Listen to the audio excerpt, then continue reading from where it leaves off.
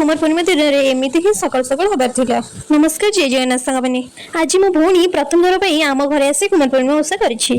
सकाळु टिके अंजुला देबा आसिला को एते जोर रे वर्षा काचुछि। ई वर्षा कोड थिला के जानि त एते बेले ही गाजिबार थिला। एते जोर घड़घड़ी चटचड़ी मारुथिला जे बाहर को मध्ये जाई हो नथिला।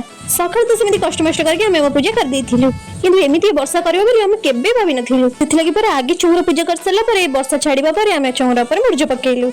भौणी पूजा सरवा पर मु घर ठाकुर पूजा करी सकाल टे हल्का फुल्का मैगी खाई देती भर मोर परिवा कटा कम भी लगी पड़ी दीपर लंच पूरा सादा सीधा खाइबाटा बनी जो भात डालमा कलरा चिप्स साग भजा सहित लेंबू टिके थिला।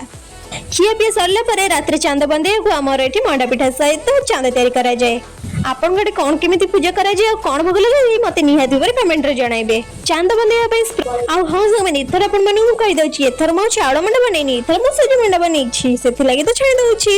मंडा पिठा बनाबा सहित भौणी मध्यन तार सेपट रे चांद बनेया पई भोग प्रिपरेशन करथिला जोथरे कि खई नडिया छेना और 7 प्रकार फल पके रोंदतर चांद बंदी कि ता पई तार बर मागुथिला। हेले आम मानन को सब अलग अलग काम रे लगे देथिला जेमिति कि मते सुंख फंकीबा बोगो हुडोली पकेइबा।